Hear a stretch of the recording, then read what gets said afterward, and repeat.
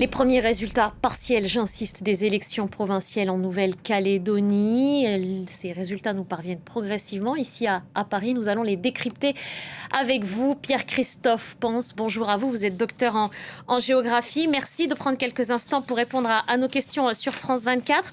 On va regarder ensemble d'abord ces premiers résultats. Les loyalistes, on l'apprend, arrivent donc largement en tête en province sud avec environ 50% des suffrages selon des résultats encore partiels. Je le précise, ils ne sont pas définitifs. La présidente sortante de la province sud, Sonia Backès, a remercié les électeurs et a parlé de choix utiles, de vote utile. Qu'est-ce qu'il faut comprendre ?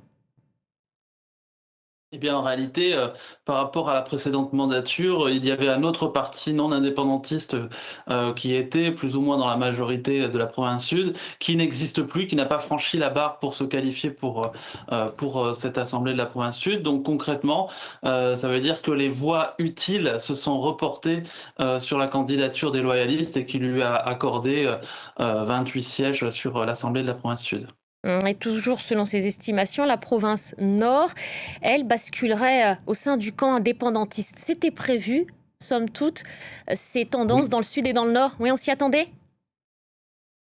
Alors, c'était prévu effectivement. Je pense que ce qui était, plus ou moins, encore en suspens, c'était de pouvoir clarifier un petit peu qui prendrait le lead entre les provinces sud, nord et île. En province sud, on l'a dit, c'est les loyalistes. Aux provinces nord, effectivement, on était sur, un parti qui s'appelle l'UNI. Maintenant, on part, plutôt sur un parti qui s'appelle l'Union calédonienne. Donc on voit que dans les différentes tendances politiques, que ce soit les non-indépendantistes ou les indépendantistes, il y a une recomposition des leaderships au sein de ces différentes provinces. Et qu'est-ce que ça dit, ça, du prochain rapport de force et puis surtout de la constitution du Congrès et donc du futur gouvernement, Pierre-Christophe Pense ? Eh bien, écoutez, à l'heure où je vous parle, finalement, les équilibres qui découlent un petit peu de cette élection provinciale, c'est 24 élus non indépendantistes, 26 élus indépendantistes et 4 élus qui sont un petit peu non alignés, du petit parti communautaire qui s'appelle l'Éveil océanien.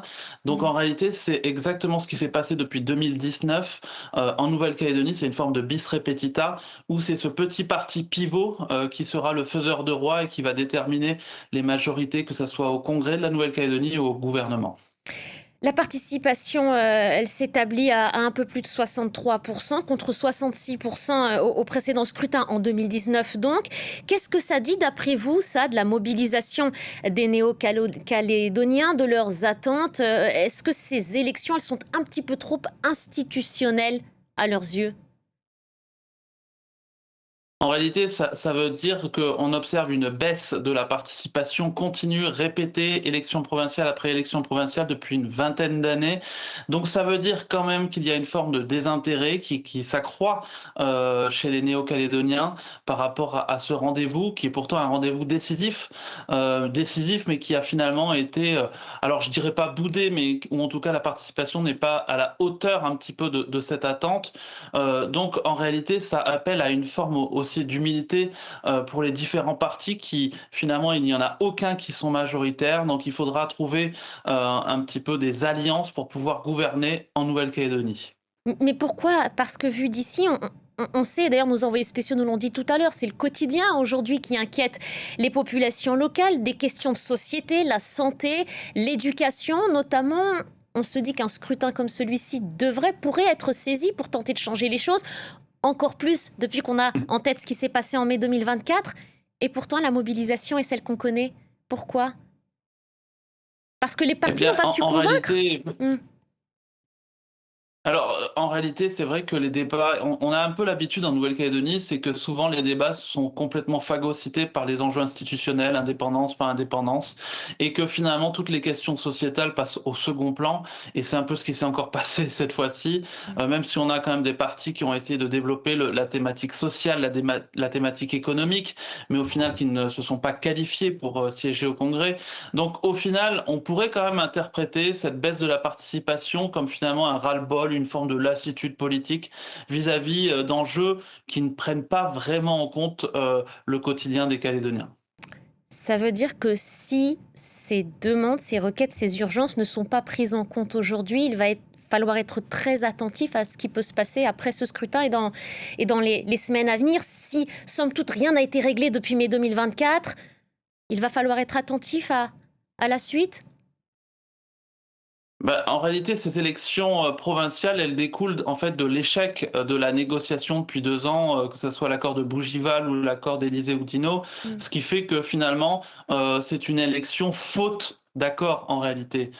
Donc ce qui peut expliquer aussi ce désintérêt ou une forme de lassitude de la population. Donc en réalité, l'enjeu en Nouvelle-Calédonie, effectivement, vous avez raison, c'est la question sociale et économique sont extrêmement urgentes, mais c'est également la reprise du dialogue entre les indépendantistes et les non-indépendantistes, avec une issue qui est incertaine par rapport aux équilibres que j'évoquais tout à l'heure, et puis également la perspective de la présidentielle en métropole, qui finalement s'est accaparé l'enjeu calédonien et qui finalement repousse encore d'une année, voire davantage, la chance en tout cas de pouvoir aboutir à un accord en Nouvelle-Calédonie. Alors, je reviens à ce que je disais précédemment. On arrive sur une année présidentielle. Est-ce que la métropole va de toute façon être rappelée une nouvelle fois sur ce dossier calédonien qui n'est pas réglé? Vous évoquiez tout à l'heure l'accord de Bougival. Depuis 2019, il y a eu des consultations, etc. Et vous me corrigez si je me trompe, mais les choses n'ont pas changé dans l'archipel. En réalité, elles sont restées quasiment les mêmes et même on a rajouté une couche finalement de plus avec tous ces échecs et ces rejets finalement de l'Assemblée nationale. Donc on a le sentiment un peu d'avoir eu 2 ans où on a repoussé ces élections provinciales pour rien, et puis à devoir reprendre un peu le chemin du dialogue, des négociations, dans un équilibre politique finalement, je viens de l'évoquer, qui est resté quasiment le même, à 1 ou 2 élus près au Congrès, donc c'est notre Assemblée nationale locale. Donc finalement, pas beaucoup de changements pour une issue qui reste incertaine et qui a été de toute manière accaparée par la campagne des présidentielles, avec notamment la proposition de Jean-Luc Mélenchon de donner l'indépendance, en tout cas de consulter les Calédoniens pour l'indépendance de la Nouvelle-Calédonie. Le Premier ministre Sébastien Lecornu doit en principe mener des négociations cet été avec les forces en présence dans l'archipel. Qu'est-ce qu'il faudrait en attendre d'après vous? Ah. Ah, Bonne ouais. question parce Mais que c'est votre vrai. rire dit tout, je crois. Enfin, votre Oui, sourire, oui, oui. parce qu'en Mm. réalité, l'échec en réalité des accords précédents me laisse un petit peu songeur sur la perspective d'un accord ou d'un accord consensuel.